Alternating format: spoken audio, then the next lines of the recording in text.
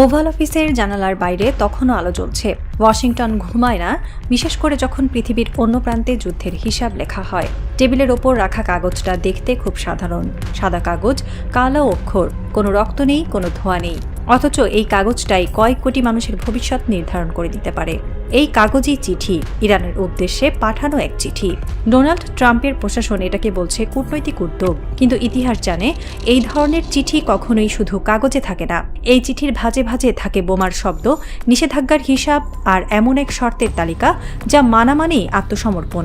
তেহরানে তখন রাত, কিন্তু ঘুম নেই সেখানেও, কারণ চিঠির ভাষা নতুন নয়। এই ভাষা ইরাক দেখেছে, লিবিয়া দেখেছে, আফগানিস্তান দেখেছে। এই ভাষার শেষ লাইনে প্রায় সবসময় লেখা থাকে অন্যথায় প্রয়োজনীয় ব্যবস্থা নেওয়া হবে। প্রশ্ন একটাই, এবার কি ইতিহাস আবার নিজেকেই নকল করবে? ইরানের পরমাণু কর্মসূচি নিয়ে যুক্তরাষ্ট্রের উদ্বেগকে যতই প্রযুক্তিগত ভাষায় ব্যাখ্যা করা হোক না কেন, মূল ভয়টা সেখানে নয়। এই ভয় ইউরেনিয়ামের শতাংশে মাপা যায় না, সেন্ট্রিফিউজের সংখ্যায় বোঝা যায় না, কিংবা বোমা বানানোর সময়সীমার হিসাবেও ধরা পড়ে না। এই ভয় অনেক গভীর, অনেক রাজনৈতিক এবং সবচেয়ে গুরুত্বপূর্ণভাবে এই ভয় উত্তরাধিকার নিয়ে। ডোনাল্ড ট্রাম্পের প্রশাসনের ভেতরে এই বিষয়টি প্রথম প্রকাশ্যে আসে যখন যুক্তরাষ্ট্রের ভাইস প্রেসিডেন্ট জে.ডি. ভ্যান্স স্বীকার করেন ট্রাম্পের আসল আতঙ্ক বর্তমান ইরান নয়, ভবিষ্যতের যুক্তরাষ্ট্র। ট্রাম্প জানেন তিনি চিরকাল ক্ষমতায় থাকবেন না, জানেন তার মেয়াদ শেষ হবে, জানেন ওভাল অফিস একদিন তাকে ছাড়তে হবে, আর সেই দিনটার পর যুক্তরাষ্ট্রের ক্ষমতায় কে আসবে তার কোনো নিশ্চয়তা নেই। এই অনিশ্চয়তাই ইরান ইস্যুকে ট্রাম্পের কাছে অস্তিত্বমূলক করে তুলেছে। কারণ ট্রাম্পের চোখে সবচেয়ে বড় ঝুঁকি হলো এমন একজন ভবিষ্যৎ প্রেসিডেন্ট যিনি হয়তো বাস্তববাদী হবে, হয়তো যুদ্ধবিমুখ হবে, কিংবা আন্তর্জাতিক চাপে পড়ে ইরানকে পরমাণু সহনশীল রাষ্ট্র হিসেবে মেনে নেবে। ট্রাম্পের রাজনৈতিক দর্শনে এটিই সবচেয়ে ভয়ঙ্কর পরিণতি। তার কাছে এটি শুধু একটি কূটনৈতিক ব্যর্থতা নয়, এটি একটি আদর্শগত পরাজয়। এ কারণেই ট্রাম্প এমন একটি স্থায়ী সমাধান চান যা তার পরবর্তী প্রশাসনও পাল্টাতে পারবে না। এই স্থায়ী সমাধান কূটনৈতিক হলে ভালো, কিন্তু না হলে বল প্রয়োগও গ্রহণযোগ্য। এখানেই আসে সেই নির্মম চিন্তা, ক্ষমতা বদলানো অথবা সক্ষমতা ধ্বংস। এই দৃষ্টিভঙ্গি থেকেই ইরানের পরমাণু কর্মসূচিকে আর শুধু নিরাপত্তা ইস্যু হিসেবে দেখা হয় না, এটি হয়ে ওঠে ভবিষ্যৎ রাজনৈতিক নিয়ন্ত্রণের প্রশ্ন। যুক্তরাষ্ট্র যদি আজ ইরানকে সম্পূর্ণ নিরস্ত করতে না পারে, তাহলে আগামী দশকে বিশ্ব রাজনীতিতে এমন এক ইরান দাঁড়িয়ে যাবে যে আর কোনো প্রেসিডেন্টের চিঠিতে ভয় পাবে না। এই ভয়ই ট্রাম্প প্রশাসনকে তাড়িত করছে। এই ভয়ই ডেডলাইন, আলটিমেটাম, নিষেধাজ্ঞা আর সামরিক প্রস্তুতির ভেতরের আসল ইঞ্জিন। ওমানের রাজধানী তখন নিরাপত্তার চাদরে ঢাকা। রাস্তায় রাস্তায় চেকপোস্ট, আকাশে নজরদারি, শহরটা যেন এক অদৃশ্য চাপের নিচে নিঃশ্বাস নিচ্ছে। এখানেই বসতে চলেছে সেই বৈঠক যা ঠিক করে দিতে পারে যুদ্ধ হবে কি হবে না। এই বৈঠককে বলা হচ্ছে শেষ সুযোগ, কিন্তু সামরিক বিশ্লেষকরা জানেন এই শব্দটা খুবই বিপজ্জনক, কারণ ইতিহাসে যতবার শেষ সুযোগ বলা হয়েছে তার পরেই প্রথম বোমা পড়েছে। যুক্তরাষ্ট্রের অবস্থান পরিষ্কার, আলোচনায় যদি ইরান নরম না হয় তবে 24 থেকে 48 ঘন্টার মধ্যে শক্ত অবস্থান দেখানো হবে। এই শক্ত অবস্থান মানে কি সেটা ব্যাখ্যার অপেক্ষা রাখে না। বিমান হামলা, সাইবার আক্রমণ, গুপ্ত অপারেশন সবই টেবিলে আছে। এই মুহূর্তে চীনের ভূমিকা সবচেয়ে গুরুত্বপূর্ণ, কারণ নিউ স্টার্ট চুক্তির মেয়াদ শেষ হয়ে যাওয়ার পর বিশ্ব এক অদ্ভুত শূন্যতার মধ্যে দাঁড়িয়ে। যুক্তরাষ্ট্র ও রাশিয়া এখন আর কোনো পরমাণু নিয়ন্ত্রণ কাঠামোর ভেতরে নেই। তারা চাইলে যত খুশি অস্ত্র মজুত করতে পারে। এই পরিস্থিতিতে ট্রাম্প পুতিনের সঙ্গে কথা বলেছেন, পরে কথা বলেছেন চীনের প্রেসিডেন্ট শি জিনপিং এর সঙ্গে। প্রস্তাব একটাই, আর নতুন পরমাণু অস্ত্র নয়। রাশিয়া রাজি হয়েছে, চীন হয়নি। চীনের যুক্তি খুব পরিষ্কার, যখন যুক্তরাষ্ট্র ও রাশিয়ার হাতে 6000-এর বেশি পরমাণু বোমা, তখন চীনের হাতে মাত্র কয়েকশো। এই অসম অবস্থায় চীন কোনো চুক্তিতে যাবে না। ক্ষমতার ভারসাম্য না ফিরলে কোনো নিয়ন্ত্রণও আসবে না। এই অবস্থানই ইরানের জন্য নতুন শক্তি। আন্তর্জাতিক রাজনীতিতে শর্ত শব্দটা যতটা নিরীহ শোনায়, বাস্তবে ততটাই বিপজ্জনক। কারণ শর্ত সাধারণত সমান শক্তির দুই পক্ষের মধ্যে আসে না। শর্ত আসে তখনই যখন এক পক্ষ নিজেকে নিয়ম বানানোর অধিকারী মনে করে আর অন্য পক্ষকে দেখে নিয়ন্ত্রণযোগ্য বস্তু হিসেবে। ইরানের সামনে যে শর্তগুলো হাজির করা হয়েছে সেগুলো আলাদা আলাদা দাবি নয়, এগুলো একটি সমন্বিত কাঠামো। একটি রাষ্ট্রকে ধীরে ধীরে নিরস্ত্র, নির্ভরশীল এবং আত্মবিশ্বাসহীন করে তোলার নকশা, যার প্রথম স্তর প্রযুক্তির নামে, দ্বিতীয় স্তর প্রতিরক্ষার নামে, তৃতীয় স্তর রাজনীতির নামে, আর শেষ স্তর মনস্তত্ত্বের নামে কাজ করে। এই নকশার মূল উদ্দেশ্য একটাই, একটি রাষ্ট্রকে এমন অবস্থায় নেওয়া যেখানে সে নিজের শক্তি নিয়ে নিজেই সন্দেহ করতে শুরু করে এবং সেই সন্দেহটাই একদিন পরাজয়ের বদলে ভাষা হয়ে যায়। প্রথম শর্ত হিসেবে যে কথাটা সামনে রাখা হয় তা হলো ইউরেনিয়াম সমৃদ্ধকরণ বন্ধ করা। ব্যাহত হয় এই কথার সঙ্গে পরমাণু অস্ত্রের আতঙ্ক জুড়ে দেওয়া হয়, যেন বিশ্ব বিশ্বাস করে এটি কেবল নিরাপত্তার প্রশ্ন। কিন্তু বাস্তবে ইউরেনিয়াম সমৃদ্ধকরণ মানে কেবল বোমা নয়, এটা একটি রাষ্ট্রের প্রযুক্তিগত পরিপক্কতার চিহ্ন, গবেষণা সক্ষমতার প্রমাণ, জ্বালানি নিরাপত্তার ভিত্তি, বিজ্ঞানী তৈরির অবকাঠামো। যে রাষ্ট্র নিজের বিদ্যুৎ উৎপাদনের জ্বালানিও নিজের হাতে রাখতে পারে না, সে রাষ্ট্র কাগজে স্বাধীন থাকলেও বাস্তবে অন্যের সদিচ্ছার কাছে বন্দী হয়ে পড়ে। তাই এই শর্তের ভেতরে একটি নীরব বার্তা লুকিয়ে থাকে। তোমার প্রযুক্তি আমাদের অনুমতিতে চলবে, তোমার ভবিষ্যৎ আমরা ঠিক করে দেব, তুমি নিজের মতো করে বড় হতে পারবে না। দ্বিতীয় শর্ত যখন বলে পরিশোধিত ইউরেনিয়াম বিদেশে সরিয়ে নিতে হবে, তখন এটি আরও সূক্ষ্ম, আরও মারাত্মক। কারণ এখানে কেবল একটি পদার্থ সরানো হয় না, এখানে সরানো হয় দর কষাকষির ক্ষমতা। রাষ্ট্র যখন তার কৌশলগত সম্পদ নিজের সীমার বাইরে পাঠায়, তখন সে কেবল মজুদ হারায় না, সে হারায় বিকল্প, হারায় সংকটের সময় নিজের হাতের শক্তি, হারায় প্রতিপক্ষের সামনে কথার ওজন। ইতিহাসে বহুবার দেখা গেছে যে রাষ্ট্র নিজে নিজের কৌশলগত সম্পদ অন্যের হাতে তুলে দেয়, তাকে ভবিষ্যতে আশ্বাস দিয়ে নয়, শর্ত দিয়ে চালানো হয়। আজ বলা হবে নিরাপত্তার জন্য, কাল বলা হবে নিয়মের জন্য, পরশু বলা হবে স্থিতিশীলতার জন্য। এভাবেই সহযোগিতা শব্দটা ধীরে ধীরে নিয়ন্ত্রণ শব্দে রূপ নেয়। তৃতীয় শর্ত যখন ক্ষেপণাস্ত্র কর্মসূচিকে সীমিত করার কথা বলে, তখন এটা সরাসরি প্রতিরক্ষা দর্শনের উপর আঘাত। ইরান কোনো শূন্য মানচিত্রে বসে নেই, তার চারপাশে রয়েছে সামরিক ঘাঁটি, নৌবহর, আকাশপথের নজরদারি, নিষেধাজ্ঞার চাপ এবং বারবার শক্তি প্রদর্শনের বার্তা। এই বাস্তবতায় একটি রাষ্ট্রকে বলা হচ্ছে, তোমার প্রতিরোধ ক্ষমতা তুমি নিজেই ছেটে ফেলো, তোমার পাল্টা জবাব দেওয়ার সামর্থ্য তুমি নিজেই কমিয়ে দাও। এই দাবি যে কতটা একতরফা সেটি বোঝা যায় যখন একই পক্ষ একদিকে বলে আমরা হুমকি নই, আর অন্যদিকে প্রতিদিন মহড়া চালায়, যুদ্ধজাহাজ আনে, আকাশে নজরদারি বাড়ায়, আঞ্চলিক মিত্রদের হাতে অস্ত্র তুলে দেয়। বাস্তবতা হলো, যে রাষ্ট্রের চারপাশে অস্ত্রের বৃত্ত তৈরি করে তাকে বলা হচ্ছে তোমার ঢালটা নামিয়ে রাখো, কারণ আমরা নাকি তোমার বন্ধু। এই দ্বিচারিতার ভেতরেই শর্তের ফাঁদ সবচেয়ে গভীর। চতুর্থ শর্ত, আঞ্চলিক মিত্রদের সঙ্গে সম্পর্ক ছিন্ন করা। এটাকে অনেকে কেবল প্রক্সি শব্দ দিয়ে ব্যাখ্যা করতে চায়, কিন্তু আসলে এটি ভূরাজনৈতিক মানচিত্র দখলের চেষ্টা। কৌশলগত গভীরতা একটি রাষ্ট্রের অস্ত্রের ভাণ্ডার দিয়ে নয়, সম্পর্কের কাঠামো দিয়ে তৈরি। মিত্র মানে কেবল যুদ্ধের সঙ্গী নয়, মিত্র মানে দর কষাকষির শক্তি, ভারসাম্য, তথ্যের প্রবাহ, আঞ্চলিক প্রভাব। ইরানকে বলা হচ্ছে নিজেকে একা করো, নিজের চারপাশের প্রতিরোধ বলয় ভেঙে দাও, যেন পরের ধাপে যখন চাপ বাড়বে তখন তোমার পাশে দাঁড়ানোর কেউ না থাকে, আর তোমার সামনে কেবল দুটি রাস্তা থাকে, আত্মসমর্পণ বা ধ্বংস। এই শর্তের ভেতরে যুদ্ধের চেয়েও ভয়ঙ্কর একটি পরিকল্পনা থাকে, রাজনৈতিক অবরোধকে স্বাভাবিক করে দেওয়া এবং অবরোধের ভেতরেই রাষ্ট্রকে শ্বাসরুদ্ধ করে রাখা। পঞ্চম শর্ত যখন বলে পরমাণু অবকাঠামো ধ্বংস করতে হবে, তখন পুরো নকশা সম্পূর্ণ হয়। এটি কেবল বর্তমান থামানোর দাবি নয়, এটি ভবিষ্যৎ নিশ্চিহ্ন করার প্রস্তাব। একটি রাষ্ট্রকে বলা হচ্ছে, তুমি আর বিজ্ঞানী তৈরি করবে না, তুমি আর গবেষণা করবে না, তুমি আর প্রযুক্তির পথে হাঁটবে না, তোমার আগামী প্রজন্মকে তুমি নিজেই দুর্বল করে দেবে। এই শর্ত মানে ইরানকে আজকের জন্য নয়, আগামী বহু দশকের জন্য সীমাবদ্ধ করে রাখা, যেন রাষ্ট্রটি কখনোই নিজের শক্তির নতুন স্তর তৈরি করতে না পারে। অর্থাৎ শর্তের নামে একটি জাতির সম্ভাবনাকেই আটকে দেওয়া। এই 5টি শর্ত একসঙ্গে দেখলে বোঝা যায় এটি কোনো সমঝোতার খসড়া নয়, এটি আত্মসমর্পণের ভাষা। আর এখানেই সার্বভৌমত্বের সীমারেখা স্পষ্ট হয়ে ওঠে। সার্বভৌমত্ব মানে শুধু পতাকা নয়, সার্বভৌমত্ব মানে সিদ্ধান্তের ক্ষমতা, প্রযুক্তির অধিকার, প্রতিরোধের সক্ষমতা এবং ভবিষ্যৎ নির্মাণের স্বাধীনতা। কোনো রাষ্ট্র যদি এই 4টি স্তম্ভের একটিও অন্যের হাতে তুলে দেয়, তবে রাষ্ট্রটি ধীরে ধীরে নামমাত্র রাষ্ট্রে পরিণত হয়, যেখানে সরকার থাকে কিন্তু সিদ্ধান্ত থাকে না, মানচিত্র থাকে কিন্তু ক্ষমতা থাকে না, জনগণ থাকে কিন্তু ভবিষ্যৎ থাকে না। এই বাস্তবতাই ইরানের অবস্থানকে কঠোর করে। ইরান জানে শর্ত মানে শুধু আজকের ছাড় নয়, শর্ত মানে আগামী দিনের পরাধীনতা।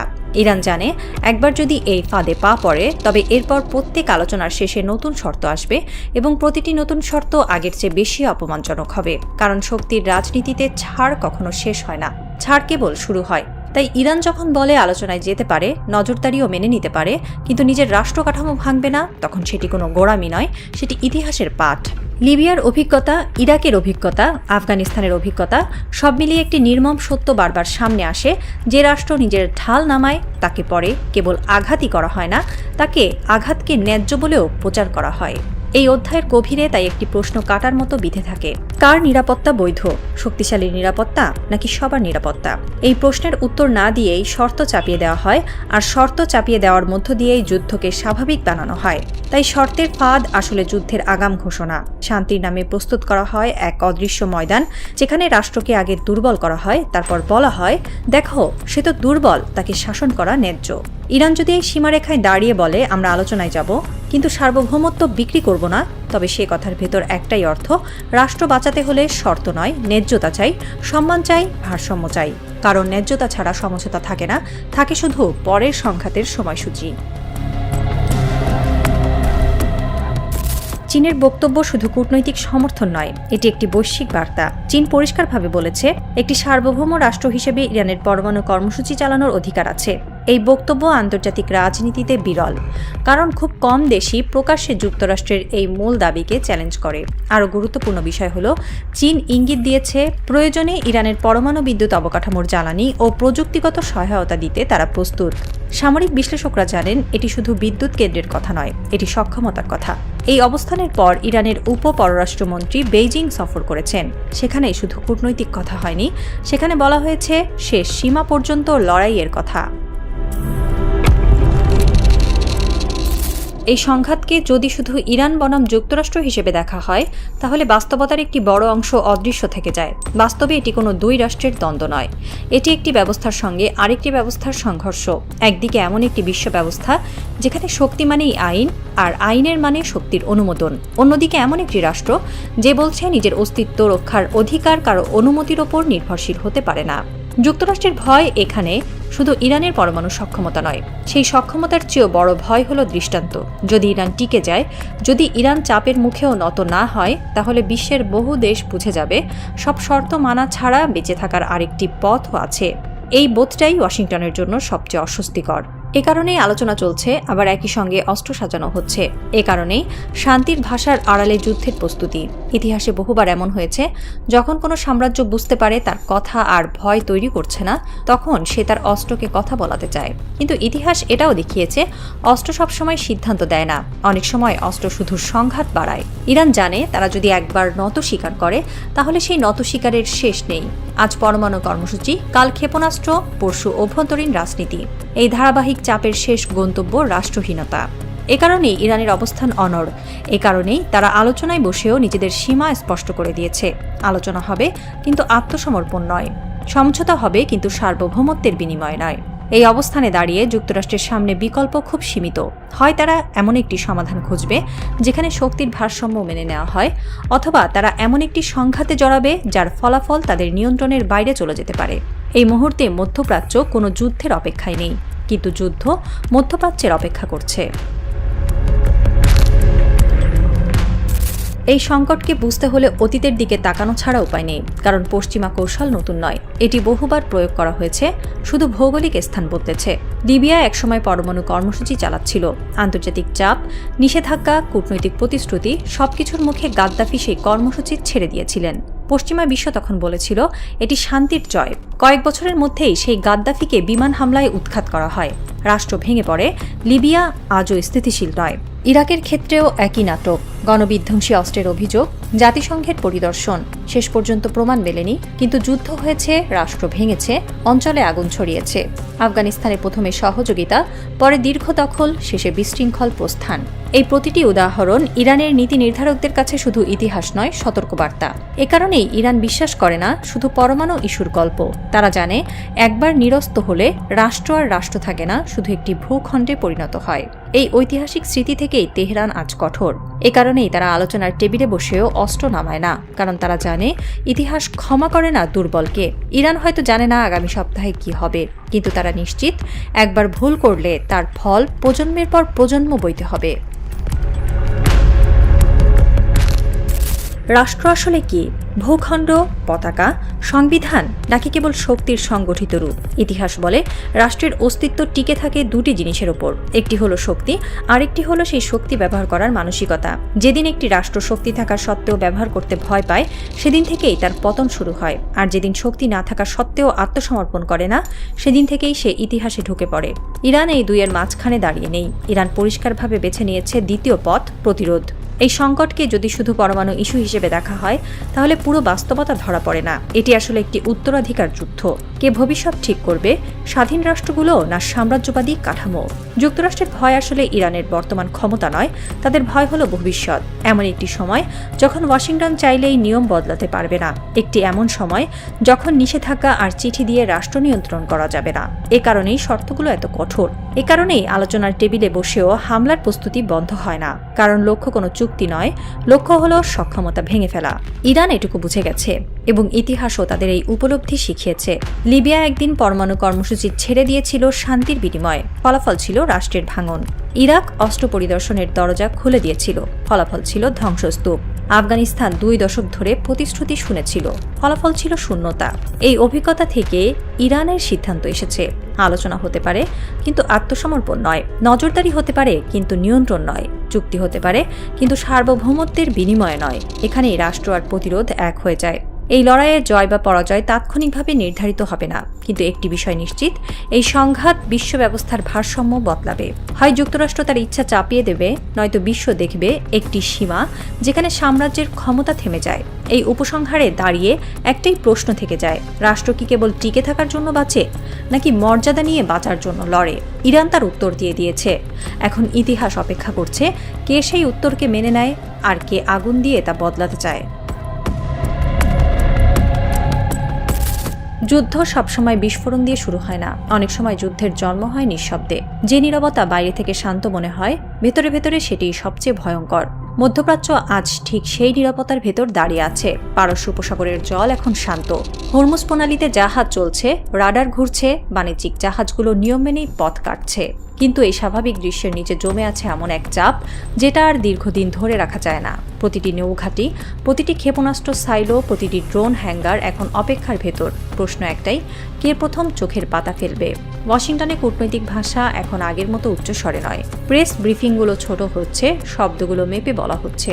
সব অপশন টেবিলে আছে, এই বাক্যটি বারবার শোনা যাচ্ছে, কিন্তু এই বাক্যের মানে সবাই জানে। এর মানে সিদ্ধান্ত হয়ে গেছে, শুধু সময় ঠিক করা বাকি। তেহরানে পরিস্থিতি আলাদা নয়, প্রকাশ্যে উত্তেজনা নেই, অযথা হুঙ্কারও নেই, কিন্তু ইরানের সামরিক অবকাঠামো যেভাবে ছায়ার ভেতর ঢেলে সাজানো হচ্ছে তা কেবল আত্মরক্ষার প্রস্তুতি নয়, এটি দীর্ঘ লড়াইয়ের প্রস্তুতি। রাষ্ট্র জানে প্রথম আঘাত যেই করুক, শেষ পর্যন্ত যুদ্ধ হবে বহু স্তরীয়, বহু ক্ষেত্রের এবং দীর্ঘস্থায়ী। এই নীরবতার ভেতরে সবচেয়ে অস্বস্তিতে আছে মধ্যপ্রাচ্যের ছোট রাষ্ট্রগুলো, কারণ তারা জানে যুদ্ধ শুরু হলে আগুন শুধু 2 পক্ষের মাঝেই সীমাবদ্ধ থাকবে না। আকাশপথ, সমুদ্রপথ, জ্বালানি সরবরাহ, বন্দর, বিমানবন্দর সবকিছুই টার্গেট হবে। কেউই নিরপেক্ষ থাকতে পারবে না, যতই চেষ্টা করুক। ইতিহাস বলে এমন নিরাপত্তা কখনো দীর্ঘ হয় না। 1967 সালে যুদ্ধের আগে ছিল ঠিক এমনই এক শান্ত আকাশ। 2003 সালে বাগদাদের উপর প্রথম বোমা পড়ার আগেও ছিল এমনই কূটনৈতিক ব্যস্ততা। প্রতিবারই বলা হয়েছিল শেষ মুহূর্তে সমাধান হবে, কিন্তু শেষ মুহূর্তে সাধারণত সমাধান হয় না, হয় সিদ্ধান্ত। আজকের নিরাপত্তা আসলে সেই সিদ্ধান্তের অপেক্ষা। সিদ্ধান্ত এই নয় যে যুদ্ধ হবে কিনা, সিদ্ধান্ত এই যুদ্ধটা কিভাবে শুরু হবে, কোথা থেকে শুরু হবে আর কতটা নিয়ন্ত্রণের ভেতরে থাকবে। এই নিরাপত্তা সবচেয়ে বিপজ্জনক, কারণ এটি ভুল হিসাবের সুযোগ দেয়। একটি ভুল ড্রোন ফ্লাইট, একটি ভুল রাডার রিডিং, একটি ভুল সংকেত, আর সবকিছু বদলে যেতে পারে। তখন আর কূটনৈতিক চিঠি কাজ করবে না, তখন ইতিহাস নিজেই কলম ধরবে। এই মুহূর্তে পৃথিবী এক অদ্ভুত অবস্থানে দাঁড়িয়ে। একদিকে শান্তির ভাষা, অন্যদিকে যুদ্ধের প্রস্তুতি। একদিকে আলোচনার টেবিল, অন্যদিকে ক্ষেপণাস্ত্রের ট্রিগার। এই দুইয়ের মাঝখানে দাঁড়িয়ে আছে একটি প্রশ্ন, এই নীরবতা কি আলোচনায় ভাঙবে না বিস্ফোরণে? আগুন এখনো জ্বলেনি, কিন্তু আগুনের সব উপাদান সাজানো আছে। আর ইতিহাস বলে এমন নীরবতা বেশিক্ষণ থাকে না।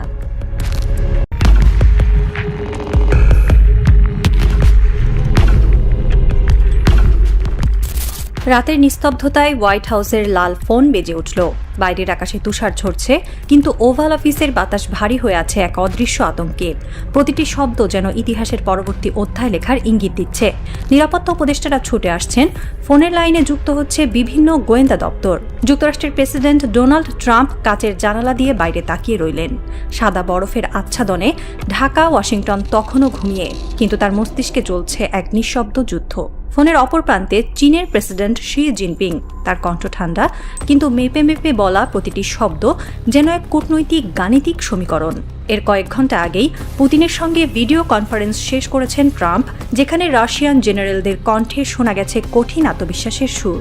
এখন পৃথিবীর 3 পরমাণু সম্রাট আমেরিকা, রাশিয়া ও চীন একই স্নায়ুযুদ্ধের কথোপকথনের টেবিলে।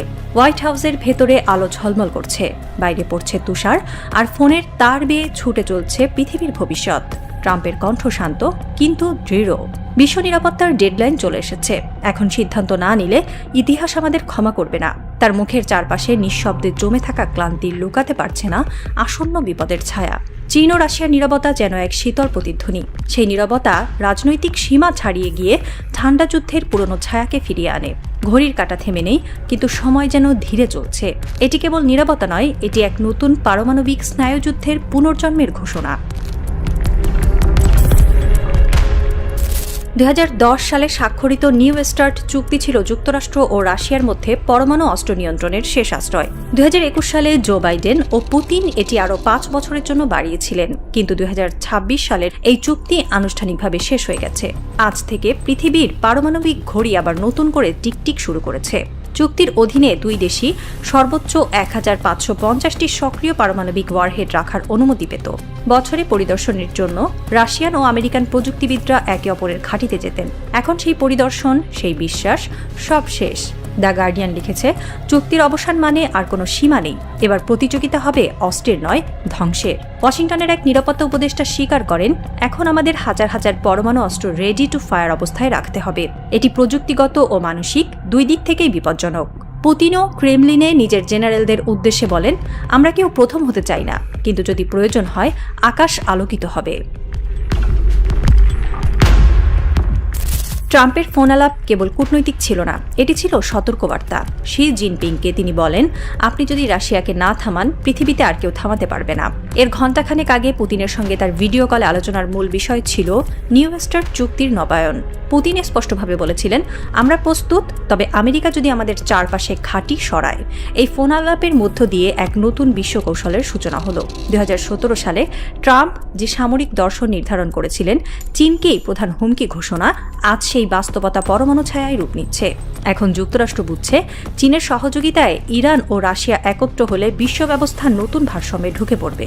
দ্য নিউ ইয়র্ক টাইমস বিশ্লেষণ করেছে, ট্রাম্প এখন ইতিহাসের সবচেয়ে অস্বস্তিকর বাস্তবতার মুখোমুখি, যেখানে তার এককেন্দ্রিক নীতি একাধিক পরমাণু কেন্দ্র তৈরি করেছে। চীন এখন শুধু প্রতিদ্বন্দ্বী নয়, পরমাণু কূটনীতির নির্ধারক শক্তি। আর রাশিয়া সেই পুরনো সোভিয়েত প্রবৃত্তি নিয়ে আরও হিমেল আগুন জ্বালাতে প্রস্তুত। বিশ্বের পরমাণু চুক্তি ভেঙে পড়ার সবচেয়ে বড় প্রভাব পড়েছে মধ্যপ্রাচ্যে। ইরানের পারমাণবিক কর্মসূচি এখন যুক্তরাষ্ট্রের প্রধান উদ্বেগ। ট্রাম্পের কণ্ঠে যখন উত্তেজনা, তখন তেহরানে জ্বলে উঠছে নতুন রিয়েক্টরের আলো। ইরানের সর্বোচ্চ নিরাপত্তা কাউন্সিলের এক বিবৃতিতে বলা হয়েছে, আমরা কোনো সীমার মধ্যে থাকব না যদি পশ্চিমা দেশগুলো নিজেদের প্রতিশ্রুতি ভঙ্গ করে।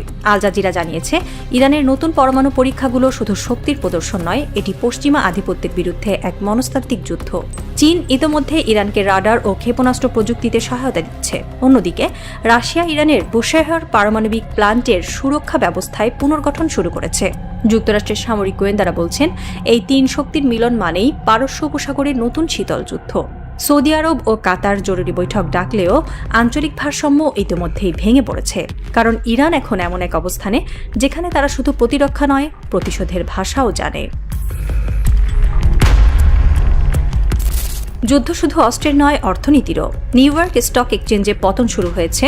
ইউরোপের জ্বালানি বাজারে আতঙ্ক, তেল ও গ্যাসের দাম লাফিয়ে বেড়েছে। 2026 সালের প্রথম প্রান্তিকে বৈশ্বিক মুদ্রাস্ফীতি 9% অতিক্রম করেছে, যা 2008 সালের মন্দার পর সর্বোচ্চ। বিশ্লেষক মাইকেল হ্যানসন বলেছেন, এটি শুধু পরমাণু প্রতিযোগিতা নয়, এটি অর্থনৈতিক আত্মহত্যার দৌড়। অন্যদিকে রাশিয়া ও চীনের জোটে নতুন এক অর্থনৈতিক মডেল তৈরি হচ্ছে। ব্রিক্স জোট এখন ডলারের বিকল্প মুদ্রা ব্যবস্থার দিকে এগোচ্ছে। এটি আমেরিকার অর্থনৈতিক আধিপত্যের জন্য সরাসরি হুমকি। ফাইন্যান্সিয়াল টাইমস লিখেছে, যদি বিশ্ব আরেকটি পারমাণবিক প্রতিযোগিতায় ঢোকে, তবে পতন হবে বাজারের, কিন্তু জয় হবে আতঙ্কের। পরমাণু উত্তেজনার আগুনে মধ্যপ্রাচ্যের রাজনীতিও দাউ দাউ করছে। সৌদি আরব ও কাতারের পররাষ্ট্রমন্ত্রীরা জরুরি ভিত্তিতে ইরানের সঙ্গে যোগাযোগ করেছেন। মেহর নিউজ নিশ্চিত করেছে, রিয়াদ তেহরানকে আশ্বাস দিয়েছে, আমরা আমাদের ভূমি ইরানের বিরুদ্ধে ব্যবহার করতে দেব না। কিন্তু বাস্তবতা ভিন্ন। সৌদি প্রতিরক্ষা মন্ত্রী ইতিমধ্যে বলেছে, যদি এখন ইরানকে ঠেকানো না যায়, কাল তা অসম্ভব হয়ে যাবে। এই দ্বিমুখী অবস্থান আঞ্চলিক যুদ্ধের আভাস দিচ্ছে। ইসরায়েল গোপনে যুক্তরাষ্ট্রের সঙ্গে সামরিক সমন্বয় বাড়াচ্ছে। পারস্য উপসাগরে মার্কিন নৌবহর টহল বাড়িয়েছে। সব মিলিয়ে এই অঞ্চলের প্রতিটি নৌ চলাচল পথ এখন রণক্ষেত্রে পরিণত হওয়ার অপেক্ষায়। ভোরের প্রথম আলোয় পৃথিবী যেন নীরব। তেহরানের আকাশে মেঘের ছায়া, পারস্য উপসাগরের জলরাশি স্থির, কিন্তু এই শান্ততা আসন্ন ঝড়ের ইঙ্গিত দিচ্ছে। রাতভর উপগ্রহ ও গোয়েন্দা রিপোর্টের জট খুলছে ওয়াশিংটনে, মস্কো ও বেইজিংয়ে। প্রতিটি রাজধানী জানে আজ থেকে পৃথিবী এক নতুন বাস্তবতায় প্রবেশ করছে। নিউ স্টার্ট চুক্তি শেষ হয়েছে, কিন্তু শুরু হয়েছে নতুন প্রতিযোগিতা। কোনো দেশ আনুষ্ঠানিকভাবে যুদ্ধ ঘোষণা করেনি, কিন্তু প্রতিটি ভূখণ্ড এখন প্রস্তুত প্রতিরোধের জন্য। পারমাণবিক সাইগুলো সক্রিয়, মিসাইলগুলো স্ট্যান্ড বাই অবস্থায়, আর গোয়েন্দা স্যাটেলাইটের চোখে ভাসছে একের পর এক সামরিক নড়াচড়া। ইরানের রাষ্ট্রীয় সম্প্রচারক জানিয়েছে, আমরা কোনো সংঘাত চাই না, কিন্তু আত্মসমর্পণও করব না। মস্কো বলেছে, রাশিয়া পর্যবেক্ষণ করছে, প্রয়োজন হলে জবাব দেবে। চীন নীরব থেকেছে, তবে তাদের দক্ষিণ উপকূলে সামরিক জাহাজ মোতায়েনের খবর নিশ্চিত করেছে আন্তর্জাতিক সংবাদ মাধ্যম। এই নীরবতা এখন এক ভয়ঙ্কর ভারসাম্য, যেখানে কেউ যুদ্ধ চায় না, কিন্তু সবাই প্রস্তুত। বিশ্ব রাজনীতির বিশ্লেষকরা লিখছেন, এটি আর ঠান্ডা যুদ্ধ নয়, এটি একটি ধূসর যুদ্ধ, যেখানে সীমা নেই, শুধু প্রতীক্ষা। তেহরানের ভোর এখন কুয়াশার মধ্যে হারিয়ে যায়। আজানের ধ্বনি মিলিয়ে গেলে আকাশের দিকে তাকিয়ে থাকে এক বৃদ্ধ সংবাদ পাঠক। তার ঠোঁট নড়ে, ইতিহাস আবার নতুন করে লেখা হচ্ছে।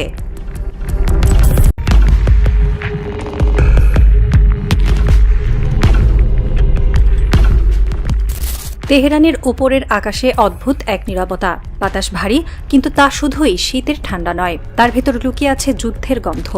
রাজধানীর উত্তরে পাহাড়ের কোল ঘেঁষে দাঁড়িয়ে থাকা পুরনো প্রতিরক্ষা মন্ত্রণালয়ের জানালা দিয়ে দেখা যায় কুয়াশার ভেতর জ্বলে উঠছে ছোট ছোট আলো।